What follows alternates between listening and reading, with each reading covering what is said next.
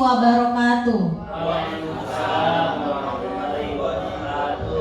Yang terhormat Bapak Kepala Sekolah SDN Sukaharja 01 dan Bapak Ibu Guru SDN Sukaharja 01 yang hadir pada pagi hari ini yang berbahagia.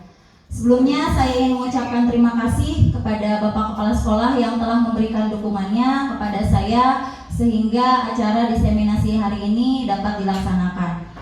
Dan saya juga ingin mengucapkan terima kasih kepada Bapak dan Ibu yang sudah meluangkan waktunya di sela-sela kesibukannya untuk memenuhi undangan dari saya dalam menghadiri diseminasi tentang budaya positif. Adapun tujuan saya melaksanakan diseminasi ini, yang pertama adalah tentu sudah menjadi kewajiban kita untuk melaksanakan aksi nyata budaya positif atau mewujudkan budaya positif di sekolah. Kemudian saya ingin berbagi ilmu walaupun sedikit yang saya dapatkan di program pendidikan guru penggerak, karena apabila ilmu disimpan sendiri tidak bermanfaat ya Bapak Ibu, tetapi alangkah lebih baiknya walaupun sedikit kita berbagi. Dan selanjutnya saya ingin bekerja sama dan juga berkolaborasi dengan Bapak Ibu untuk mewujudkan budaya positif ini di sekolah, karena saya tidak bisa berperan sendiri, artinya kita harus sama-sama berkolaborasi. Baik Bapak Ibu, kita langsung saja. Di sini adalah dengan judul diseminasi budaya positif. Sebelum membedah tentang budaya positif, saya punya pertanyaan pemantik nih Bapak Ibu. Yang pertama, pemberian hukuman dapat mendisiplinkan siswa. Setuju atau tidak? Setuju. Setuju menurut Pak Usep. Pak Dede? Tidak. Yang lain? Setuju. Baik. Yang kedua, pemberian hadiah meningkatkan prestasi siswa. Setuju. Yang ketiga, guru harus mampu memberikan solusi untuk setiap siswa yang bermasalah. Tidak setuju.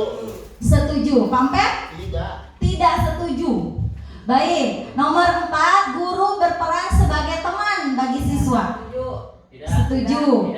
Ada yang setuju, ada yang tidak setuju. Nah, pertanyaan ini akan mendapatkan jawabannya seiring nanti tentang penjelasan budaya positif, ya.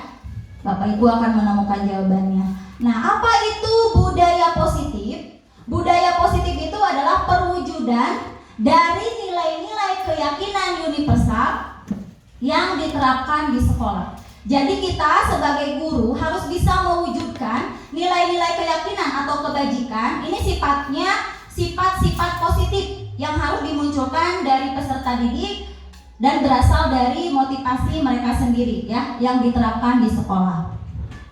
Adapun konsep-konsep inti untuk menciptakan budaya positif, yang pertama adalah disiplin positif.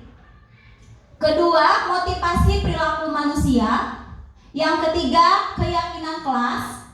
Yang keempat, kebutuhan dasar manusia. Yang kelima, 5 posisi kontrol kita sebagai guru.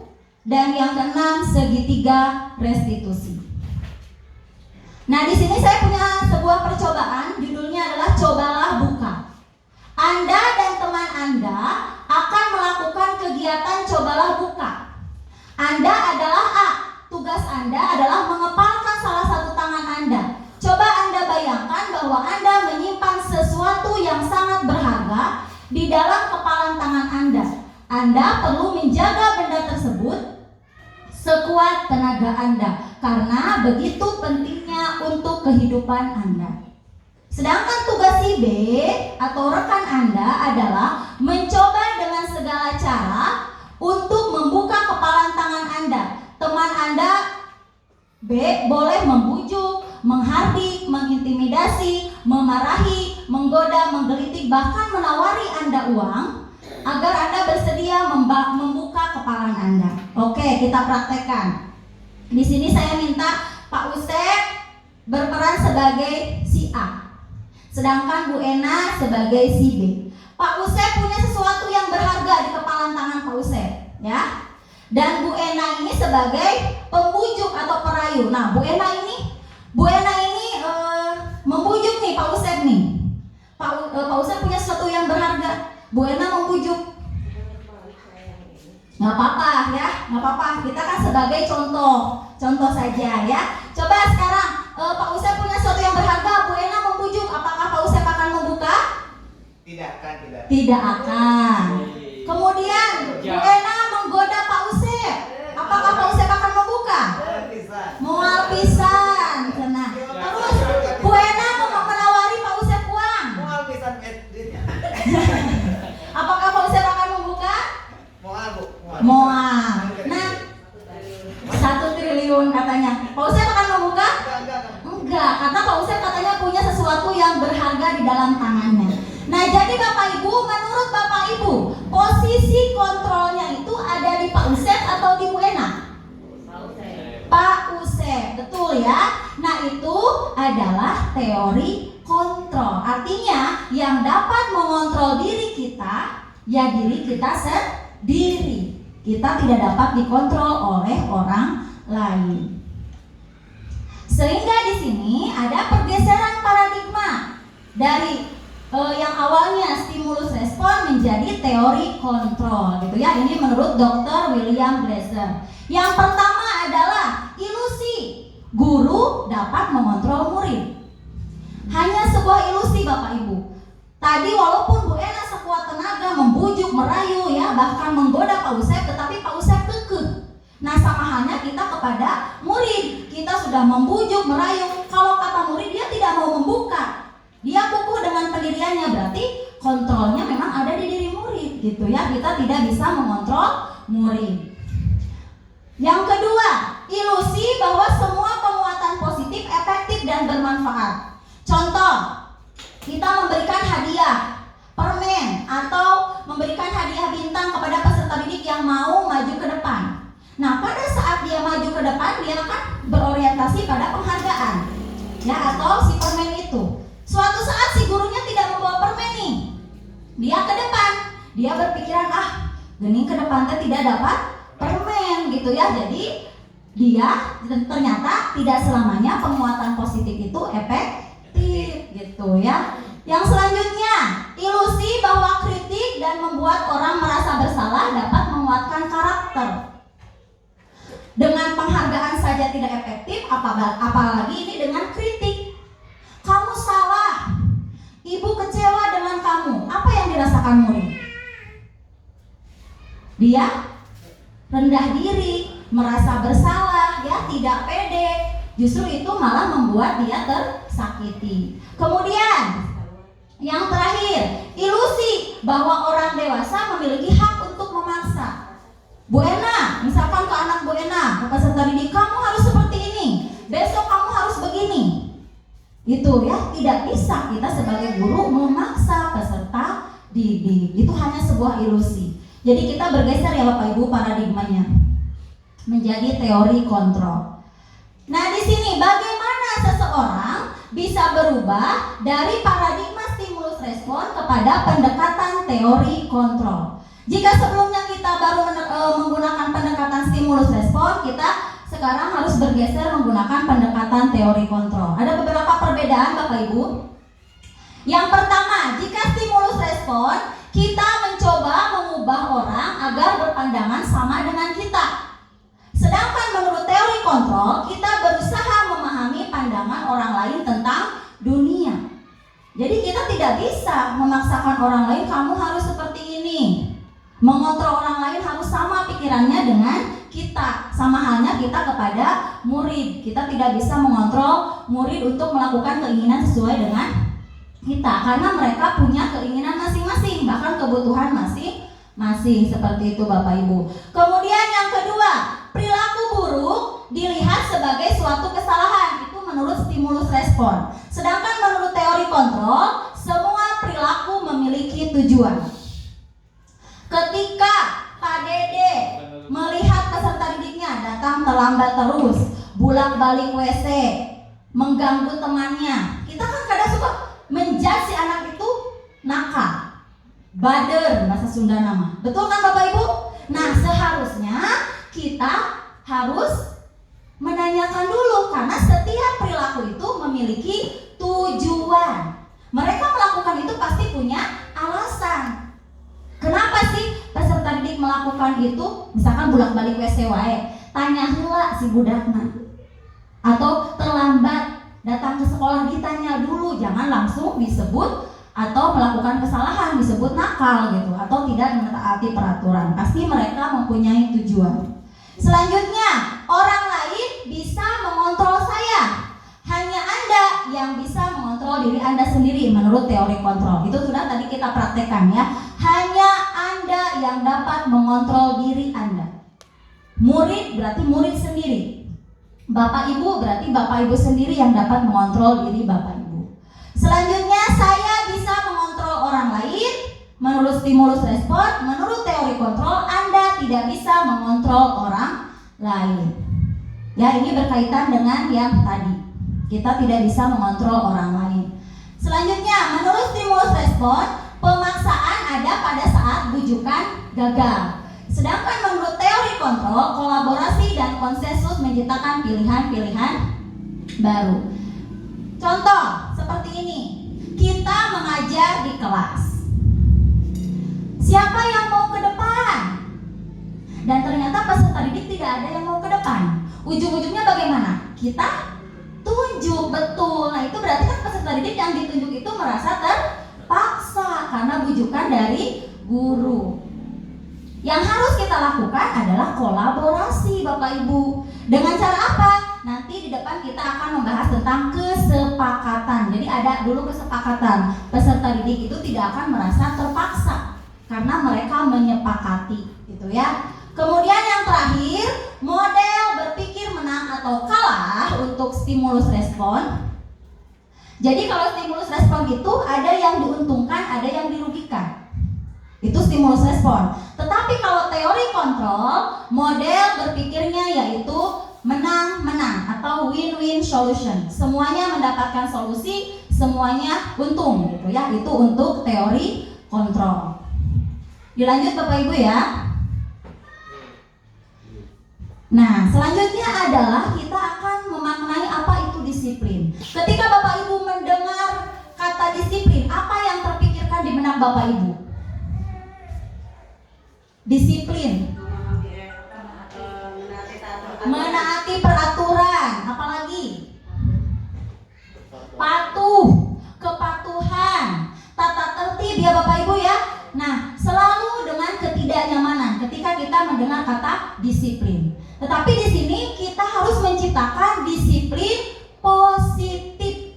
Artinya disiplin salah satu cara penerapan disiplin yang bertujuan untuk menumbuhkan kesadaran serta memberdayakan anak untuk melakukan sesuatu tanpa sogokan, ancaman maupun hukuman.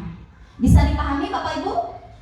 Ya, jadi bagaimana kita menerapkan disiplin tapi anak itu tidak merasa terpaksa, tidak merasa takut dihukum ataupun tidak merasa dia mendapatkan ancaman gitu ya. Nah, ini yang akan coba kita wujudkan. Nah, apa yang diterapkan itu, apa yang diwujudkan itu ya ini, yaitu nilai-nilai kebajikan universal. Apa itu nilai-nilai kebajikan universal? Yaitu sifat-sifat positif manusia yang merupakan tujuan mulia yang ingin dicapai setiap individu. Jika di sini kita mengenal dengan profil pelajar Pancasila. Bapak Ibu masih ingat poin-poinnya? Ya, masih ya? Bisa kita nyanyikan bersama? Oke, baik. Dengan kompak ya. 1, 2, 3. Pelajar Pancasila beriman dan bertakwa pada Tuhan Yang Esa dan berakhlak mulia, berkebinekaan global, gotong royong mandiri, kreatif dan bernalar kritis. Oke, coba kita sebutkan. Apakah selancar dinyanyikan? Nah, itu Bapak Ibu bukan hanya untuk diingat, tetapi itu merupakan juga tujuan dari pendidikan nasional, yaitu untuk mewujudkan peserta didik yang berprofil pelajar Pancasila. Nah, sekarang mari kita tanya kepada diri kita. Kita kita melakukan perbuatan itu atas dasar apa? Apakah dorongan dari orang lain kah? Apakah penghargaan kah? Nah, ini berkaitan dengan motivasi perilaku manusia. Menurut Diana Gosen, ada 3 motivasi perilaku manusia. Yang pertama, untuk menghindari ketidaknyamanan atau hukuman. Contohnya, peserta didik ada yang suka terlambat, Bapak Ibu? Nah, kadang-kadang ada, bukan, tapi keseringan tidak ya Bapak Ibu ya. Nah, kadang peserta didik kita tanya itu, ataupun mungkin dia kenapa datang terlambat, atau bukan terlambat, maaf. Peserta didik datang tepat waktu ke sekolah. Ya, peserta didik datang tepat waktu ke sekolah karena dia takut dihukum atau ketidaknyamanan gitu ya Bapak Ibu. Nah, berarti motivasi dia itu karena motivasi takut hukuman atau takut dihukum. Nah, namanya adalah motivasi eksternal atau dari luar. Kemudian yang kedua, motivasinya karena mendapatkan imbalan atau penghargaan. Contoh lagi, kita datang ke sekolah Bapak Ibu ataupun peserta didik datang ke sekolah, datang tepat waktu karena mau dikasih hadiah oleh guru. Bapak Ibu datang ke sekolah karena Bapak Ibu ingin mendapatkan pujian dari Bapak Kepala Sekolah. Nah, itu berarti kita berorientasi pada penghargaan karena ingin diapresiasi gitu. Nah, itu juga sama motivasinya dari luar atau eksternal. Nah, yang ingin kita wujudkan itu adalah motivasi yang ketiga, yaitu motivasi dari dalam diri dan menjadi orang yang mereka inginkan atau menghargai diri. Artinya, pada saat kita datang tepat waktu ke sekolah, kita memang merasa itu merupakan tanggung jawab kita, pekerjaan kita, dan kita meyakini nilai-nilai itu baik untuk kita. Gitu Bapak Ibu ya. Pak Dede datang tepat waktu ke sekolah karena apa? Motivasinya karena apa? Ingin memberikan contoh. Iya, mantap. Ingin memberikan contoh kepada peserta didik, gitu ya. Pak Usep datang tepat waktu ke sekolah. Motivasinya karena apa Pak Usep? Absen. Nah, berarti bisa kita bedakan ya. Gak apa-apa, bagus Pak Usep sudah jujur ya. Walaupun Pak Usep masih motivasi dari luar itu Pak Usep ya, karena tekanan absen. Itu berarti masuk ke motivasi yang mana Bapak Ibu? Eksternal, tepatnya karena takut hukuman atau ketidaknyamanan kalau dia tidak absen tepat waktu gitu. Nah, jadi yang perlu kita wujudkan itu motivasi yang ketiga, bukan hanya buat murid saja tetapi untuk gurunya sendiri. Motivasi dari dalam, artinya motivasi intrinsik yang harus diwujudkan. Nah, menurut Bapak Ibu, dari ketiga jenis motivasi tadi, motivasi manakah yang sampai saat ini paling banyak mendasari perilaku murid di sekolah kita? Eksternal, tepatnya karena apa Bapak Ibu? Karena takut dihukum. Itu ya? Nah, kita akan coba sedikit-sedikit Bapak Ibu untuk merubah paradigma peserta didik itu jangan takut dihukum, tetapi mereka ingin datang tepat waktu karena mereka yakin disiplin itu baik untuk dirinya gitu. Nah, ada istilah di sini ternyata ya, dihukum oleh penghargaan. Dihukum oleh penghargaan. Yang pertama, pengaruh jangka pendek dan jangka panjang. Artinya, ketika kita ingin penghargaan, kita mengharapkan penghargaan lagi dan lagi. Ketika suatu saat penghargaan itu tidak kita dapatkan, bagaimana?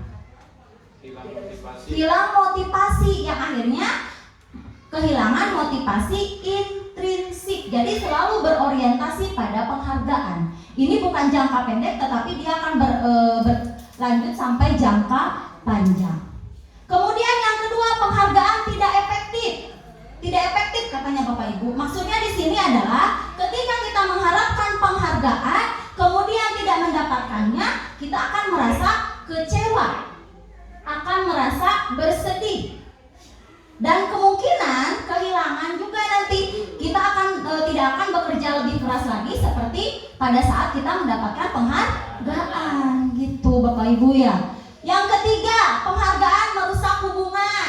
Contoh, Bapak kepala sekolah ya memuji Bu Esi di depan teman-teman, di depan rekan-rekan. Bu Esi, kerja Bu Esi bagus, luar biasa.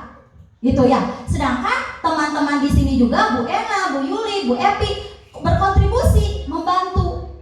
Nah, berarti kan tapi Bapak tidak mengapresiasi yang lain. Itu bisa menyebabkan merusak hubungan atau clash mencoba bahasa orang mama.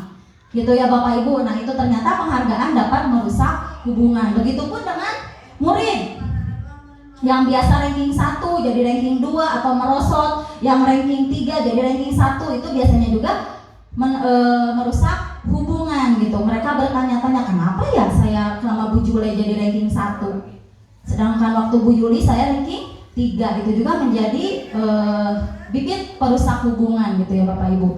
Yang selanjutnya, penghargaan mengurangi ketepatan. Ini sudah pernah dilakukan riset Bapak Ibu kepada peserta didik untuk mengingat kartu kata. Ternyata yang beberapa anak itu ketika benar itu dikasih permen. Sedangkan anak yang satunya lagi atau beberapa anak lagi ketika benar itu hanya dikasih tahu saja bahwa dia benar. Dan ternyata setelah dibandingkan, anak yang mendapat permen itu jawabannya banyak yang tidak tepat dibanding hanya anak yang dikasih tahu saja bahwa kamu benar. Itu tanpa dikasih hadiah. Yang selanjutnya, penghargaan mengurangi kualitas. Ini juga sudah dilakukan pengamatan kepada mahasiswa di sebuah universitas. Ya, pada saat praktik kerja membuat sebuah artikel. Pada awalnya itu mahasiswa itu bagus kerjanya cepat. Nah, kemudian yang beberapa itu dikasih honor atau dikasih bayaran, dan yang beberapa lagi tidak. Dan ternyata yang mendapatkan bayaran itu artikelnya atau hasil kerjanya menurun kualitasnya dibanding dengan yang mereka yang tidak dapat penghargaan. Justru kerjanya semakin baik. Selanjutnya, penghargaan menghukum. Kita kaitkan lagi, ketika kita mendapat penghargaan, kita pasti mengharapkan akan mendapatkan penghargaan itu. Tetapi apabila tidak mendapatkan penghargaan, kita akan merasa dihukum. Urang teh teu mampu, teu bisa, gitu kan, merasa dirinya bersalah, tertekan gitu ya, karena dia tidak mendapatkan penghargaan. Dan yang terakhir adalah motivasi dari dalam diri. Nah, ini penghargaan ini akan menghilangkan atau motivasi dari dalam dirinya tidak akan muncul. Nah, lantas Bapak Ibu, ketika penghargaan ini tidak efektif, apakah harus diharamkan, ditiadakan di sekolah? Jangan, tentu tidak Bapak Ibu. Ya, penghargaan ini tetap diadakan, boleh silakan, tetapi dengan memperhatikan hal-hal berikut. Yang pertama, berikan perlakuan secara khusus. Contoh, ada peserta didik yang memang unggul dalam bidang tari atau marawis. Ya nggak apa-apa itu, karena dia memang unggul dalam hal itu, gitu ya, khusus gitu ya Bapak Ibu ya. Kemudian yang kedua, berikan penghargaan secara pribadi. Secara pribadi ini artinya Pak Bowo ini bagus kerjanya, panggil aja Pak Bowo sama Bapak Kepala Sekolah tuh gitu. Pak Bowo kerja bagus, luar biasa, hebat, tanpa harus diumumkan di depan umum gitu. Kalau mau diumumkan di depan umum, maka dengan cara yang ketiga, berikan pengakuan kepada murid secara bergantian. Artinya secara bergantian itu, makanya kenapa ya sekarang sistem ranking itu dihilangkan di kurikulum sekarang? Mungkin salah satunya ini. Ya, tidak ada peserta didik yang bodoh, tidak ada peserta didik yang tidak berbakat, hanya mungkin belum terasah atau tergali saja minat dan bakatnya. Gitu Bapak Ibu. Makanya Kalau mau kita berikan penghargaan itu boleh bergantian di kelas itu. Ya. Dan yang terakhir adalah berikan pengakuan secara konsisten. Artinya tidak pada saat kita sedang happy saja, sedang mood memberikan penghargaan itu, tetapi berikan secara konsisten. Ada peserta didik yang luar biasa gitu, kita berikan apresiasi walaupun hati kita memang sedang tidak baik seperti itu. Ini juga sama Bapak Ibu seperti menasehati diri saya sendiri. Bukan Bapak Ibu saja, saya juga masih banyak kekurangan. Gitu ya Bapak Ibu, bisa dipahami Bapak Ibu? Ya, baik, kita lanjutkan. Nah, di sini ada perbedaan antara hukuman dan konsekuensi. Menurut Bapak Ibu, poin 1, mencatat 100 kali di dalam buku kalimat saya tidak akan terlambat lagi karena terlambat ke sekolah. Itu hukuman atau konsekuensi? Hukuman. Oke. Yang kedua, lari mengelilingi lapangan basket 2 kali karena terlambat hadir di sekolah. Hukuman. Yang ketiga, membersihkan coretan yang dibuatnya di meja tulis. Konsekuensi. Yang keempat, murid diminta untuk push up 15 kali karena tidak menggunakan masker ke sekolah. Hukuman. Berdiri di depan kelas sambil mengangkat kaki 1 karena tidak bisa menjawab pertanyaan. Hukuman. Membersihkan WC karena merusak pensil teman. Hukuman. Pinter Bapak Ibu ya.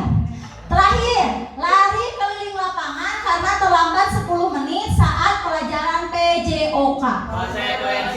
Konsekuensi. Sekarang coba kita cari jawabannya Bapak Ibu. Apakah jawaban dari Bapak Ibu benar? Nah, itu ya Bapak Ibu ya.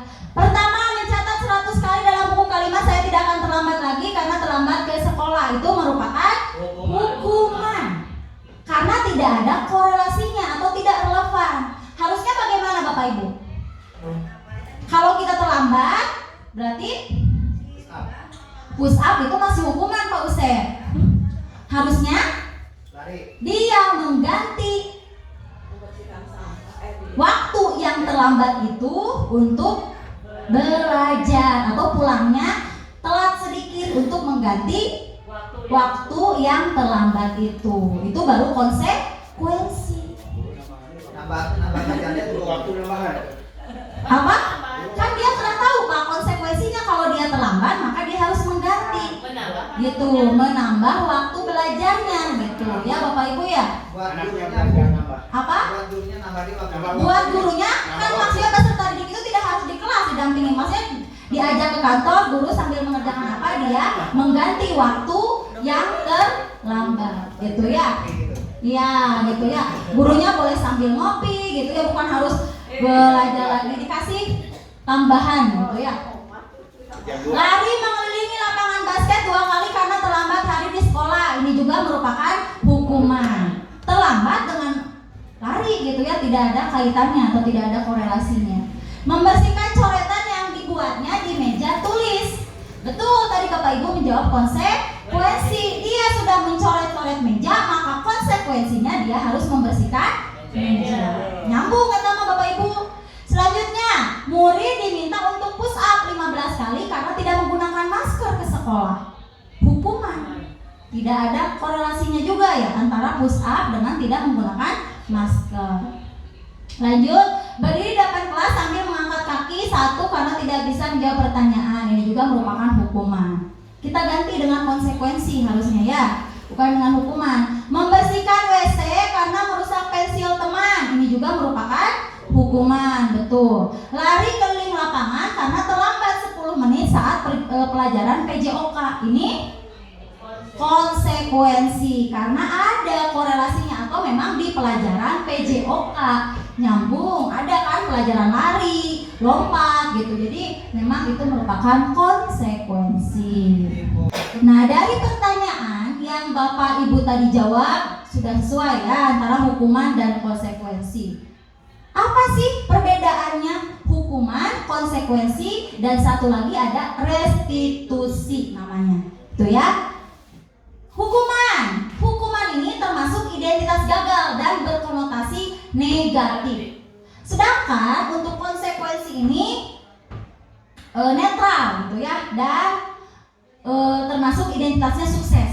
Sama dengan restitusi. Restitusi ini konotasinya positif dan juga termasuk identitas sukses. Jadi yang coba akan kita wujudkan itu yaitu konsekuensi dan restitusi. Kita sebisa mungkin meminimalisir namanya hukuman. Ini menjadi pilihan terakhir jika memang peserta didik itu tidak mematuhi gitu ya, atau tidak menyepakati apa yang sudah kita sepakati bersama. Hukuman, sesuatu yang menyakitkan harus terjadi, sedangkan konsekuensi sesuatu harus terjadi. Kalau restitusi merupakan pilihan. Hukuman sudah jelas Bapak Ibu itu menyakitkan karena ada kata-kata kasar keluar dari guru, menyakiti, bahkan bisa jadi fisik, hukumannya fisik. Contohnya dibabuk lah, dilempari oleh penghapus, kenakan kepala gitu kan, itu sudah menyakiti. Tetapi kalau konsekuensi semuanya harus terjadi. Contoh peserta didik tadi mencoret-coret meja, maka sesuatu yang harus terjadi adalah dia harus membersihkan meja. Itu konsekuensi Bapak Ibu. Selanjutnya kalau restitusi ini pilihan. Sekiranya peserta didik tidak bisa diberikan konsekuensi, maka dia harus restitusi atau diajak dialog untuk menyadari kesalahannya. Selanjutnya, kalau hukuman tidak nyaman untuk murid dalam jangka waktu yang panjang. Kalau konsekuensi tidak nyaman untuk murid dalam jangka waktu pendek, kalau restitusi menguatkan murid atau anak dalam jangka waktu panjang. Hukuman tidak nyaman sudah jelas, peserta didik diberi hukuman, diberi hal yang menyakitkan, maka dia akan merasa tidak nyaman. Di poe, di lapangan suruh lari gitu ya, 12 keliling, menulis 10 lembar gitu kan, itu tidak membuat dia tidak nyaman dalam jangka waktu panjang. Bisa jadi dia dendam kepada guru gitu ya, ataupun dia tidak menyukai peraturan. Selanjutnya kalau konsekuensinya tidak nyaman memang, tetapi dalam jangka waktu pendek. Dia tidak nyaman nih membersihkan meja, dia tidak nyaman harus menambah waktu belajarnya, tetapi dalam jangka waktu pendek dia lama-kelamaan akan menyadari kesalahannya. Kalau restitusi dia menguatkan justru karena ada dialog itu. Dengan guru dia menemukan solusinya sendiri dengan terjadinya percakapan. Kemudian murid atau anak akan tersakiti kalau hukuman. Sudah jelas ya Bapak Ibu ya? Kalau konsekuensi murid atau anak dibuat tidak nyaman. Seperti tadi kaitannya dengan yang poin kedua. Kalau restitusi murid atau anak mendapatkan penguatan. Penguatan dari siapa? Dari guru ataupun dari orang tua dan dari peserta didik itu sendiri. Kemudian kalau hukuman, sistem tidak akan berjalan bila murid tidak takut. Pak Dede mah pasti merah hukuman agak ya tadi. Jadi peserta didik itu tidak akan takut. Karena dia sudah tahu, sudah bisa menebak gitu ya. Kesian aku gue nama paling gak dititah iya dalam hatinya, tapi mau mungkin ada nyebutkeun mah gitu ya. Jadi tidak akan efektif jika peserta didik tidak takut.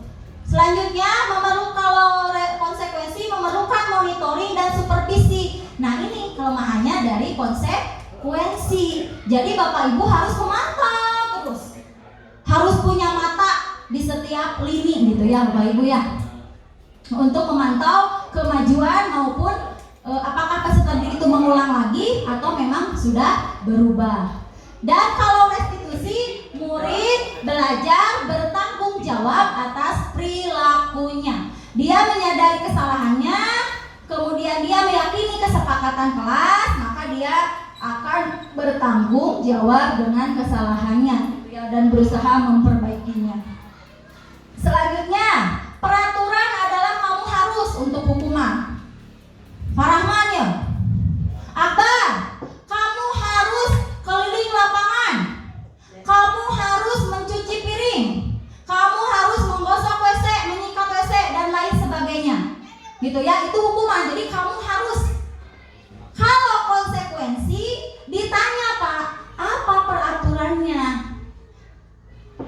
Bu Ena, contoh Bu Ena harusnya datang ke sekolah itu jam berapa Bu Ena? Jam 7 gitu kan. Nah sekarang jam berapa? Jam 7.20 misalkan. Apa peraturannya? Gitu kan? Ya seperti itu.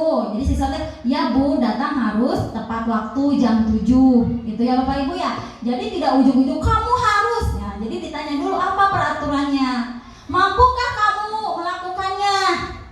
Dia sadar nih konsekuensinya apa, mampu tidak kamu melakukannya gitu, mampukah kamu memperbaikinya gitu ya. Itu adalah konsekuensi. Kalau restitusi ini tingkatannya sudah tinggi Bapak Ibu, karena dia menanyakan nilai-nilai keyakinan.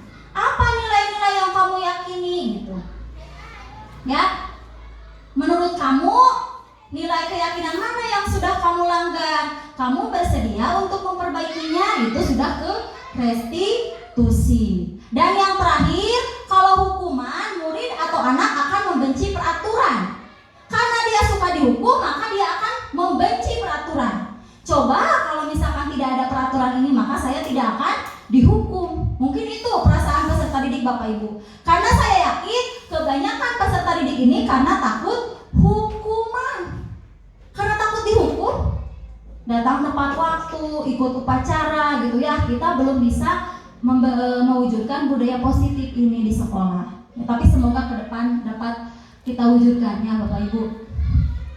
Kemudian konsekuensi, murid akan menghormati peraturan karena dia sadar konsekuensinya apa jika melanggar, maka dia akan menghormati peraturan, bahkan dia akan taat kepada aturan. Dan kalau restitusi ini, murid tidak hanya mentaati peraturan, tetapi dia akan menghargai atau menghormati dirinya maupun orang lain. Gitu ya Bapak Ibu. Nah, dari bagan tadi antara hukuman, konsekuensi dan restitusi dapat kita ambil penjelasan. Hukuman tidak terencana, bersifat satu arah, bisa berupa hukuman fisik, psikis, atau kata-kata kasar. Ini hukuman Bapak Ibu. Tidak terencana artinya tidak ada di peraturan, tidak ada di kesepakatan, ujung-ujungnya nyuruh anak gitu ya Bu Epi ya. Kamu terlambat, kamu keliling lapangan. Budak teh tuh kalau gini kamu terlambat ya bakal dikeliling lapangan. Itu adalah hukuman gitu. Tidak terencana, satu arah lagi. Satu arah itu peserta didik tidak tahu hukumannya, peraturannya apa. Kemudian yang kedua, konsekuensi ini bersifatnya sudah terencana dan disepakati gitu ya Bapak Ibu. Bentuk-bentuk konsekuensi dibuat oleh pihak guru atau sekolah. Kalau restitusi ini proses menciptakan kondisi bagi murid untuk memperbaiki kesalahan mereka sehingga mereka bisa kembali ke kelompok mereka dengan karakter yang lebih kuat. Ini nanti akan kita pahami bersama di penerapan segitiga restitusi. Ya, jadi ada proses dialog antara guru dan siswa untuk menciptakan peserta didik yang bertanggung jawab dan mandiri. Nah, selanjutnya kita akan masuk ke bahasan yang ketiga. Mengapa keyakinan kelas bukan peraturan kelas? Bapak Ibu ada yang bisa berpendapat? Mengapa keyakinan kelas bukan peraturan kelas? Kalau keyakinan kelas itu peraturan yang dipatuhi tanpa ada paksaan, Bu. Iya, betul. Kalau keyakinan, kalau peraturan kelas itu sudah disepakati oleh oleh sekolah gitu ya, kedisiplinannya, peraturannya sudah apa? Ya, sudah dibuat gitu ya, sudah dibuat dan disepakati bersama. Iya, betul. Terima kasih Bu Yuli, jawabannya luar biasa. Nah, betul apa yang dikatakan Bu Yuli. Yang pertama, kalau keyakinan kelas itu dibuat berdasarkan kesepakatan bersama antara siapa? Antara guru dan murid atau siswa. Kalau peraturan ini sifatnya satu arah, hanya dibuat oleh guru atau sekolah. Makanya kita membuatnya bukan peraturan tetapi keyakinan atau kesepakatan kelas. Contoh seperti ini. Mengapa Bapak Ibu menggunakan helm pada saat mengendarai kendaraan roda 2 atau mobil atau motor? Emangnya mobil pakai helmnya? Mengapa Bapak Ibu menggunakan helm pada saat mengendarai roda 2 atau motor? Di sini razia, Pak Dede. Bu Ena? Mencegah kecelakaan. Berarti masuknya kemana Bapak Ibu? Keselamatan. Kalau Pak Dede motivasinya masih ekstrinsik, kalau Bu Ena sudah motivasi intrinsik karena dia sadar akan keselamatan. Ya. Sekarang yang kedua, mengapa kita menggunakan masker dan mencuci tangan setiap saat? Mungkin ini pada saat corona gitu ya, pada saat Covid kemarin. Mengapa? Iya, Pak Bowo, berarti itu untuk kesehatan. Nah, nilai-nilai keyakinan itu Bapak Ibu, keselamatan, kesehatan, kebersihan, disiplin, tanggung jawab, hormat, rasa diterima dan dimiliki yang akan coba kita tanamkan ke peserta didik sebagai suatu keyakinan. Itu ya, keyakinan untuk memotivasi. Memang melaksanakan keyakinan itu atas dasar motivasi dari dalam diri peserta didik itu sendiri. Nah, selanjutnya bagaimana sih Bapak Ibu membuat keyakinan kelas? Karena penerapan disiplin positif ini dimulainya dari sini Bapak Ibu, dengan kita membuat atau membentuk keyakinan kelas. Sudahkah Bapak Ibu membuat keyakinan kelas? Sudah. Boleh berbagi Bu Yuli? Ya, boleh. Bagaimana proses Bu Yuli membuat keyakinan kelas? Yang pertama, kalau saya itu kan memegang kelas rendah ya Bu ya, kelas 2. Yang pertama itu saya berarti menjelaskan terlebih dahulu apa itu artinya kesepakatan kelas. Ya, yang pertama itu menjelaskan dulu. Yang kedua itu diskusi dengan murid bahwa yang kita sepakati itu apa saja, tetapi bahasanya yang mudah dipahami oleh anak. Yang ketiga, kemudian menuliskan apa saja yang disepakati oleh kita bersama.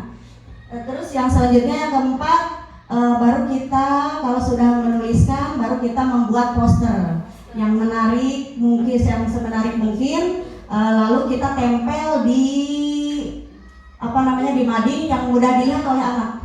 Ya Bu ya. Oke. Ya. Sudah Bu Yuli? Udah. Luar biasa, tepuk tangan buat Bu Yuli Bapak Ibu. Nah, yang sudah dipaparkan oleh Bu Yuli itu sudah sangat menjelaskan bagaimana proses pembuatan keyakinan kelas. Saya ingin bertanya Bu Yuli, kan kelas 2 itu mungkin ada saja yang belum bisa membaca atau menulis. Bagaimana Bu Yuli supaya peserta didik itu bisa mengungkapkan peraturan atau keinginan mereka, impian mereka? Oh iya, karena memang di kelas saya itu banyak yang belum bisa baca. Jadi kami itu sepakat tidak menuliskan langsung Bu, satu orang per individu. Jadi mereka hanya berimajinasi dengan lisan.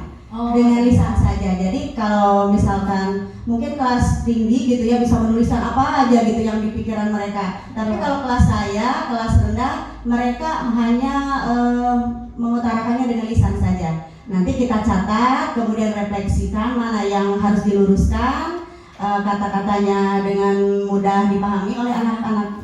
Oke, ya, baik, gitu. terima kasih Bu Ya. Yuli ya. Berarti Bu Yuli sudah bersifat proaktif ya, jadi tidak tidak harus anak itu dipaksa untuk menulis ya, Ya. tapi dia boleh mengungkapkan dengan berbagai cara. Ya, Betul. betul. Yang dilakukan Bu Yuli luar biasa ya. Nah Bapak Ibu, tadi saya ingin menambahkan sedikit apa yang sudah diungkapkan oleh Bu Yuli dalam proses pembentukan keyakinan kelas. Betul, kita harus berdiskusi terlebih dahulu atau curah pendapat. Apa sih keinginan kelas? Apa sih yang ingin kita rubah dari kelas ini? Apa yang kita impikan? Harapan kita untuk diri kita atau murid, untuk teman maupun untuk guru. Apa sih tujuannya kita membuat keyakinan kelas ini? Kita jelaskan dulu Bapak Ibu ya. Tidak langsung kita menyuruh peserta didik menuliskan peraturan, tidak, tapi jelaskan terlebih dahulu dan curah pendapat. Kalau peserta didik sudah punya nih peraturannya, maka dia boleh menuliskan, baik itu di sticky note ataupun dia boleh mengungkapkan, kita yang menuliskan guru. Nah, setelah itu bagaimana Bapak Ibu? Kan peserta didik itu pasti ada saja kata-katanya yang masih belum sesuai. Maka kita harus merubahnya dari kalimat yang masih negatif menjadi kalimat yang positif. Contoh, dilarang Datang terlambat atau tidak terlambat datang ke sekolah. Itu kalimat negatif. Kalimat positifnya bagaimana Bapak Ibu? Datang tepat waktu. Nah, kita meluruskan itu Bapak Ibu, datang tepat waktu ke sekolah. Adapun seperti ini, dilarang mengganggu teman. Itu kan masih negatif. Berarti positifnya bagaimana Bapak Ibu?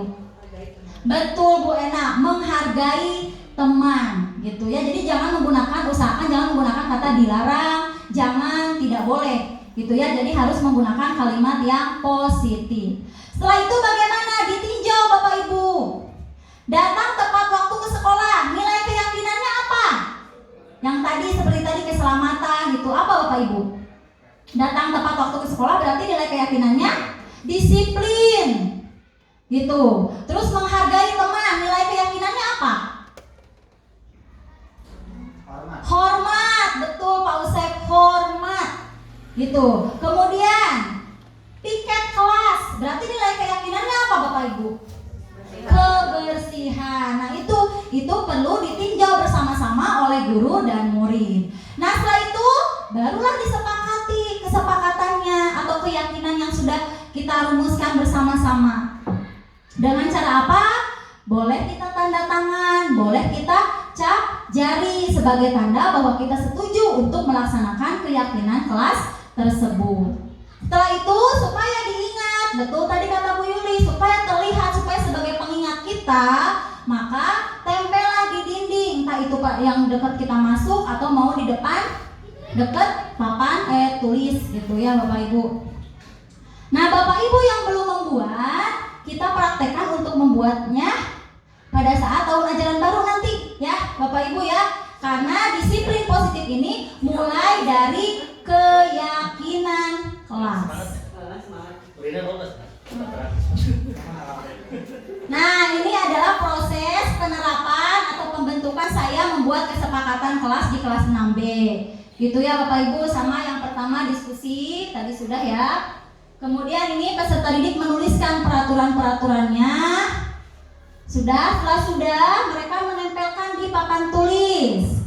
Setelah itu peserta didik meninjau apakah ini kalimatnya sudah positif, kemudian juga nilai keyakinannya apa gitu ya, ditinjau oleh peserta didik. Saya hanya mengarahkan saja di awal, dilanjutkan oleh peserta didik selanjutnya biar mereka tahu oh ini tuh poinnya ke sini, ini tuh nilai keyakinannya ke sini gitu ya. Selanjutnya di pos-poskan tadi ditinjau ulang kembali ya, mana yang disiplin, dan ternyata disepakatilah kesepakatan kelasnya itu ada 3 atau 4 gitu ya untuk kelas 6B. Tidak usah terlalu banyak Bapak Ibu. Contoh misalkan disiplin, kemudian kebersihan, kesehatan gitu, atau tadi saling hormat, bukan saling hormat, saling menghargai dan hormat gitu. Itu saja agar gampang diingat oleh peserta didik. Nah setelah itu kemudian peserta didik menyepakati dengan menandatangan di kesepakatan kelasnya ya. Ini sebagai bentuk mereka menyetujui, dan selanjutnya keyakinan kelas ditempel di dinding. Apakah selesai sampai di sini Bapak Ibu? Tidak. Justru kalau kita hanya mempercayakan saja ke peserta didik, salah. Justru selanjutnya kita harus memantau apa yang sudah baik atau kemajuannya apa, adakan evaluasi dan tantangannya apa. Tentu ini tidak akan berjalan dengan mudah Bapak Ibu, betul ya? Apalagi kita baru melaksanakan keyakinan kelas. Ayo wae Bu budak nu ngalanggar, berarti ini masuk tantangan evaluasi kita ke depannya.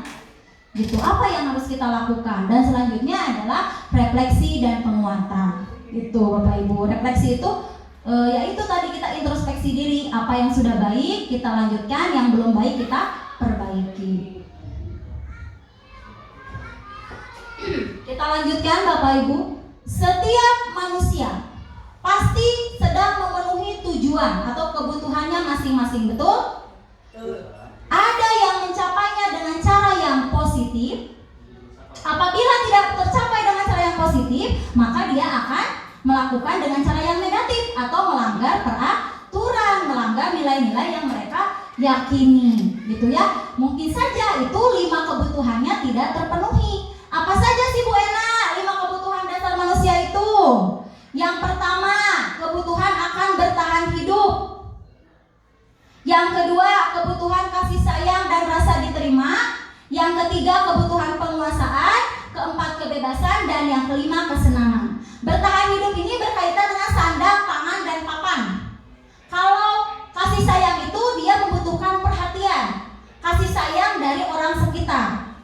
Penguasaan ini dia membutuhkan pengakuan, ingin diakui bahwa dia itu berkompeten gitu ya, ingin diakui. Kalau kebebasan itu dia ingin mencoba hal-hal baru, dia butuh kebebasan. Yang kelima itu adalah kesenangan, mungkin dia kurang menyenangi gitu ya, kurang senang atau dia butuh kesenangan di hal yang lain gitu Bapak Ibu, belum kesenangannya belum terpenuhi. Nah di sini ada sebuah kasus nih, boleh dibacakan Pak Bowo? Kelihatan di situ? Tidak. Bu Ena lah, Bu Ena coba bacakan Bu Ena. Ibu Ria, guru kelas 6 di SD Permai, sedang bingung menghadapi ulah salah satu murid di kelas bernama Agus. Beberapa anak telah datang dan mengeluhkan Agus yang seringkali meminta bekal makan siang mereka dengan paksa. Jika Anda menghadapi situasi seperti Bu Ria, apa yang akan Anda lakukan menurut Anda? Kira-kira apa alasan Agus melakukan hal itu? Oke, terima kasih Bu Ena. Nah, pertanyaannya di situ, apa yang akan Anda lakukan jika kalian menjadi Bu Ria katanya? Jika Bapak Ibu menjadi Bu Ria apa? Nyarekan, Pak Usep. Nah, Bu Yuli? Kalau menurut saya Ibu Ria mengajak ngobrol dulu sama Agus. Iya, Bu Ria mengajak ngobrol Agus. Yang dilakukan Bu Ria adalah, betul tadi kata Bu Yuli ya, jadi tidak langsung menjudge Agus. Dia bertanya dulu kepada Agus, Agus, mengapa kamu melakukan hal tersebut? Pasti jawaban Agus. Jika Agus menjawab, Bu, saya lapar, berarti kebutuhan dasarnya apa Bapak Ibu? Bertahan hidup. Bertahan hidup, Bu, saya mengambil bekal teman karena saya lapar. Kalau misalkan Agus bertanya, Bu, saya senang karena saya mendapatkan perhatian dari Ibu. Dengan saya mengganggu teman atau mengambil bekal teman, Ibu jadi memperhatikan saya dan teman-teman saya juga memperhatikan saya. Berarti kebutuhan dasar Agus yang tidak terpenuhi apa? Kasih sayang. Kasih sayang. Yang ketiga, yang kebebasan. Agus ini bosan dengan bekal atau menu yang dihadirkan atau dibawa oleh orang tuanya, disiapkan oleh orang tuanya. Menjawab, Bu, saya bosan, jadi saya ambil bekal temannya. Berarti kebutuhan dasar Agus apa? Kebebasan. Dan kalau misalkan Agus, Bu, saya jadi senang nih melihat ekspresi teman-teman saya jadi cemberut, jadi karsel ke saya justru senang, Bu. Gitu, berarti Agus kurang kebutuhannya di mana? Kesenangan. Gitu Bapak Ibu ya. Jadi usahakan kita tidak menjudge dulu peserta didik, tanyakan dulu alasannya kenapa mereka melakukan hal tersebut. Di sini aku senang main kejar-kejaran dengan ibu guru, seru. Kesenangan. Ibu kejar aku karena ibu guru sayang aku. Kasih sayang. Aku hebat kan bisa bikin ibu guru kejar aku. Penguasaan. Aku bosan belajar mewarna terus di dalam kelas. Kebebasan. Bapak Ibu sudah bisa menganalisis ya 5 kebutuhan dasar manusia. Nah, ini adalah untuk peserta didik yang memang mungkin dia melakukan kesalahan gitu ya. Selanjutnya kita harus menetapkan nih posisi kontrol kita. Dari 5 posisi kontrol ini, Bapak Ibu harus memilih satu yang terbaik ya. Yang pertama adalah penghukum, yang kedua adalah pembuat rasa bersalah, yang ketiga sebagai teman, yang keempat pemantau, dan yang kelima adalah manajer. Saya akan menampilkan sebuah video.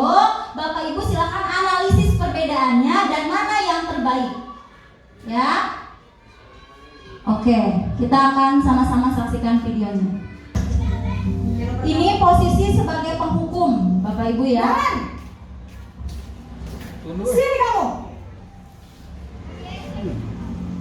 Selamat pagi, Bu. Selalu terlambat. Kamu deh, pasti terlambat. Maaf, Bu. Saya Apa? Apa coba? Alasan kamu apa lagi? Kapan sih kamu tidak terlambat? Malas sekali ya kamu jadi anak. saya Dasar pemalas.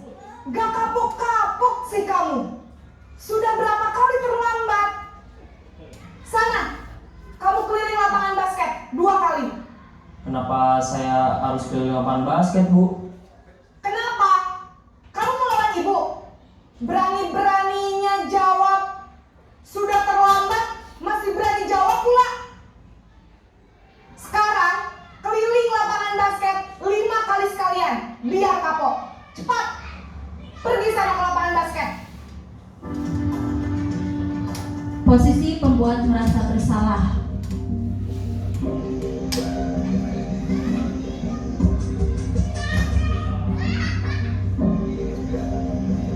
Naren!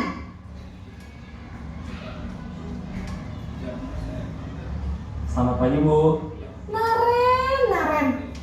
Kamu kenapa terlambat lagi, nak? Ya Tuhan, Naren.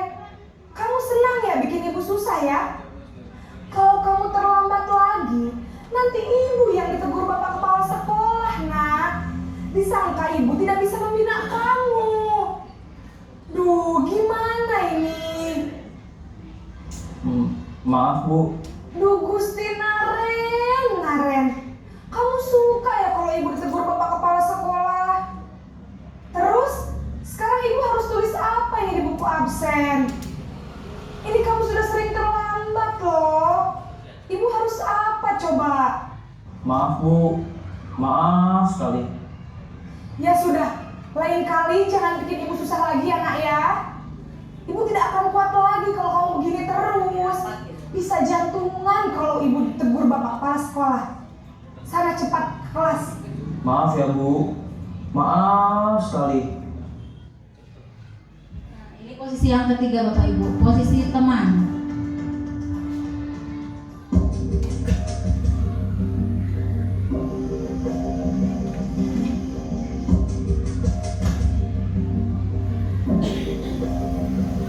Naren!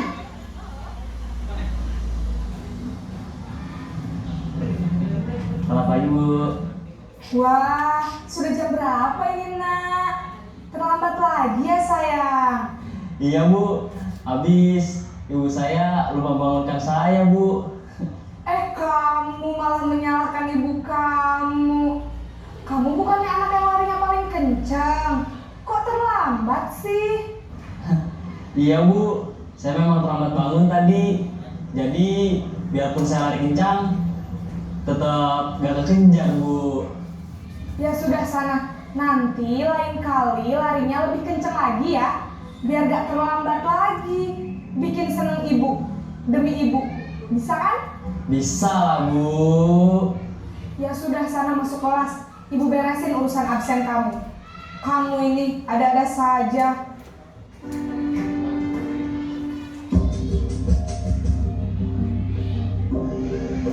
Ini posisi pemantau ya.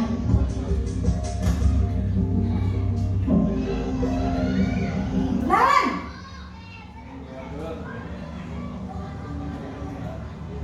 Selamat pagi, Bu. Naren, apa peraturan sekolah kita tentang jam berapa kita harus masuk sekolah, nak?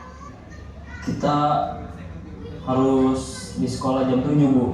Iya betul, sekarang sudah jam 7.20. Naren sudah tahu konsekuensinya jika terlambat hadir. Paham, Bu. Saya harus tinggal kelas pas jam istirahat selama 20 menit. Iya benar, konsekuensinya demikian.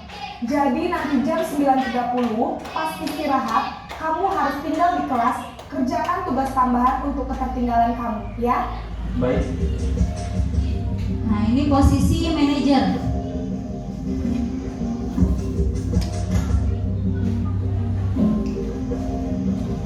Naren!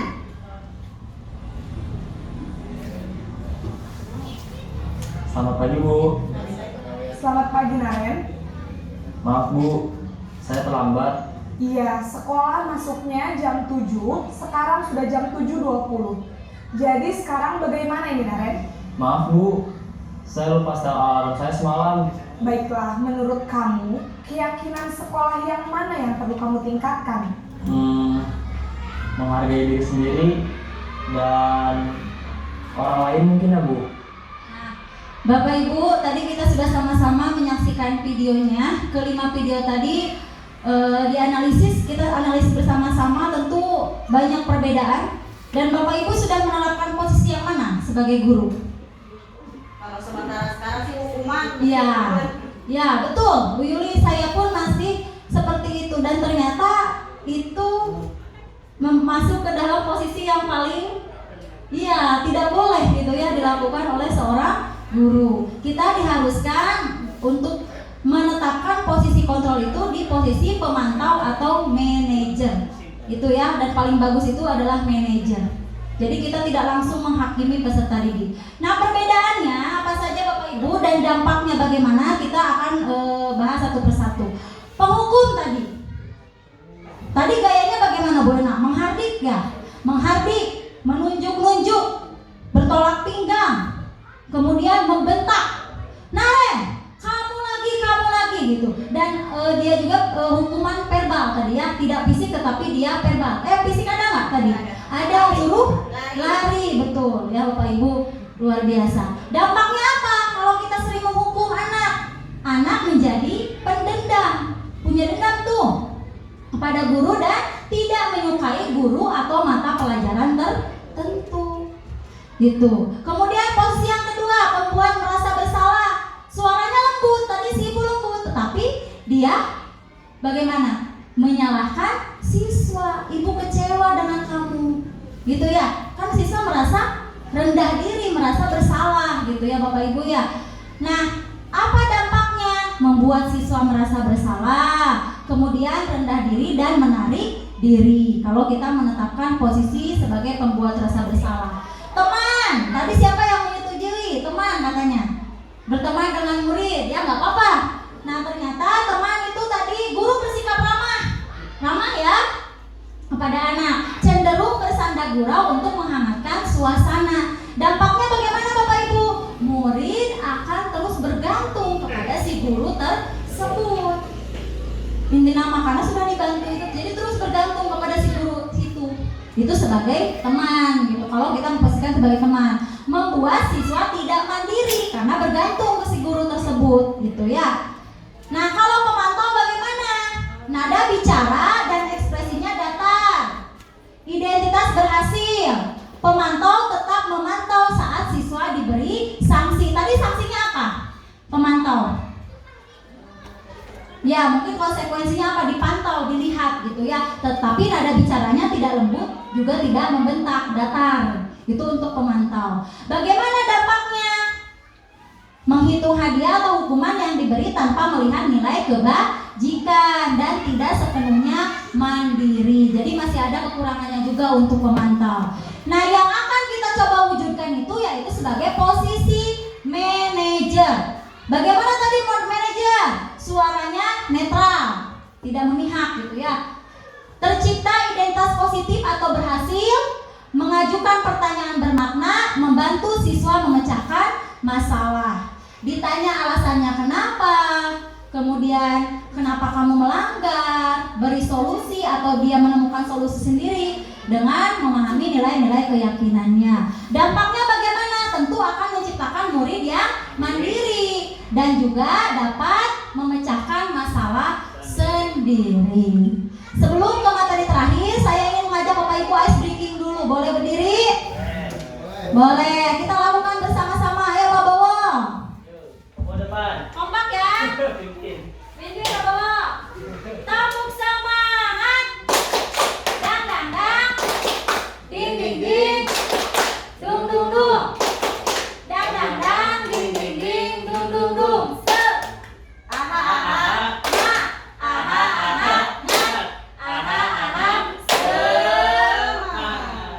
Semangat dong Bapak Ibu.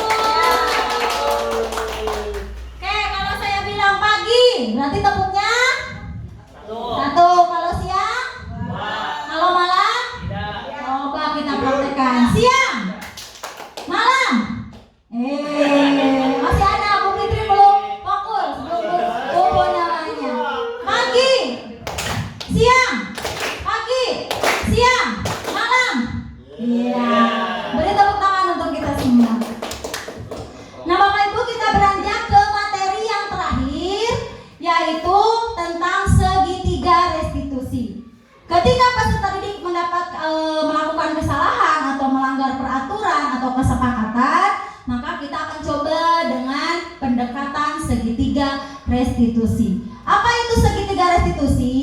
Dialog antara guru dan murid untuk menciptakan murid yang bertanggung jawab dan mandiri, sehingga kembali ke kelompoknya itu dengan karakter yang lebih kuat. Ada 3 tahapan dalam segitiga restitusi. Yang pertama, menstabilkan identitas. Apa saja? Contoh, setiap orang pasti pernah melakukan kesalahan. Tidak apa-apa nak, setiap orang pasti pernah melakukan kesalahan. Ibu juga pernah, kamu dengan mencontek berarti telah melakukan kesalahan. Jadi menstabilkan dulu, tidak langsung menjudge peserta didik bersalah. Kamu bukan satu-satunya yang pernah melakukan ini. Ibu juga dulu pernah, gitu ya. Jadi seperti itu dulu. Tidak langsung, Bu Ena, kamu ya, gitu, melakukan ini, gitu. Jadi kita dengan menstabilkan identitas ini. Nah, setelah menstabilkan identitas, maka tahapan yang kedua adalah validasi tindakan yang salah. Dengan cara bagaimana? Adakah cara yang lebih efektif untuk mendapatkan apa yang kamu butuhkan? Kemudian kamu tentu punya alasan mengapa melakukan itu. Ditanya dulu, kenapa sih alasan kamu terlambat? Apa yang membuatmu terlambat ke sekolah? Jadi divalidasi dulu tindakan yang salah, gitu ya. Bukan berarti kita membenarkan tindakan yang salah, tetapi supaya dia menyadari apa kesalahannya. Dan tahapan yang terakhir adalah menanyakan keyakinan. Menanyakan keyakinan di sini kan sudah buat kesepakatan kelas ya Bapak Ibu ya. Kita kaitkan dengan itu. Menurutmu yang sudah kamu lakukan ini sesuai tidak dengan keyakinan kelas yang sudah kita sepakati? Peserta didik kan pasti akan tahu, oh tidak Bu, saya sudah terlambat. Sedangkan keyakinan kelas kita datang harus tepat waktu, seperti itu ya. Nilai-nilai apa yang telah kita sepakati? Kamu ingin menjadi orang seperti apa? Apakah ini pertanyaannya harus seperti ini, kamu seperti ini? Tidak Bapak Ibu, sesuaikan saja. Kalau kita di SD ya berarti kita harus melakukan pendekatan dulu ke peserta didik. Peserta didik itu tidak akan terbuka kepada kita kalau kita tidak dekat dengan peserta didik. Boro diajak ngobrol di geroan oge bunga gitu kan, ari urangna geus sebagai penghukum gitu. Makanya kita berusaha dekat dulu. Baru kita bisa menerapkan sedikit demi sedikit untuk pemecahan masalah bagi peserta didik yang melanggar kesepakatan. Nah, di sini ada contoh video bagaimana penerapan segitiga restitusi. Tapi ini untuk jenjang SMA ya Bapak Ibu, kita sesuaikan saja. Nah, ini.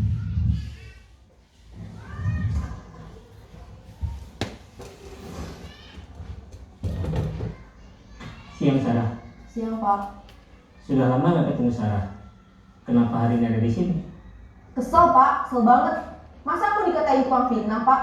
Ya aku marah lah. Aku balik ngatain Eka di depan kelas. Kesel banget. Oh begitu. Ya pasti kamu marah dan kesal. Bapak juga akan marah apabila ada yang menuduh Bapak seperti itu. Kemudian pada saat itu kamu mau melakukan apa? Ya saya langsung ngatain Eka lah Pak. Kesel banget.